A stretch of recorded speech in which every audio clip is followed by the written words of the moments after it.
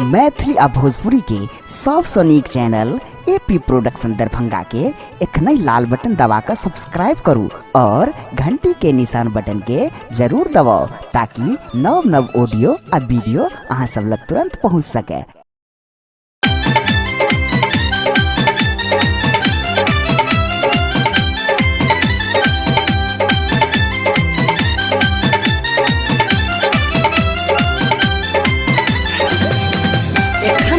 सुन रहल छी एपी प्रोडक्शन के प्रस्तुति।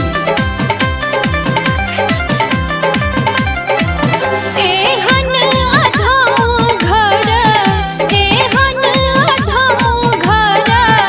आयल चरण माहे विश्वकर्मा जी के कि हे विश्वकर्मा जी के जीवन सुफल भेल मोर हे विश्वकर्मा जी के जीवन सुफल भेल मोर हे विश्वकर्मा जी के।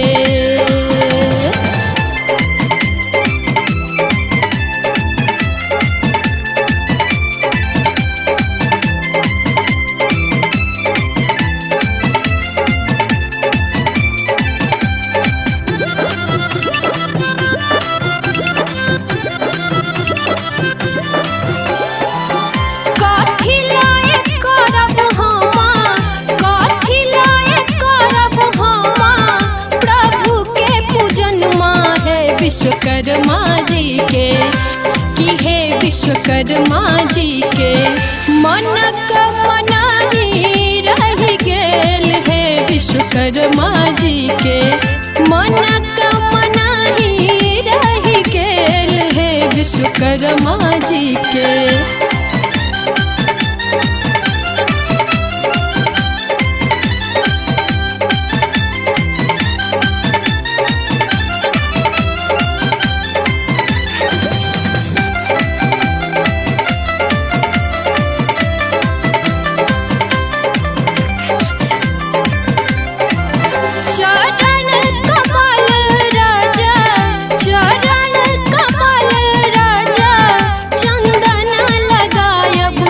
विश्वकर्मा जी के कि हे विश्वकर्मा जी के हमरा तरस आई देल हे विश्वकर्मा जी के हमरा तरस आई देल हे विश्वकर्मा जी के।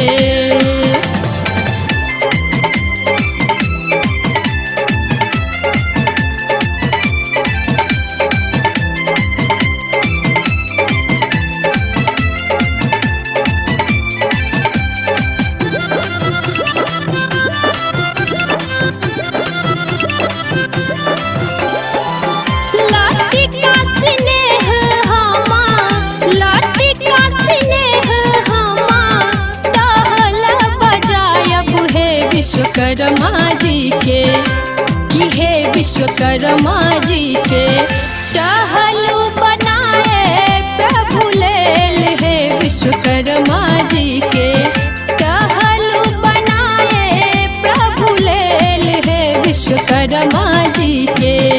एहन अधम घर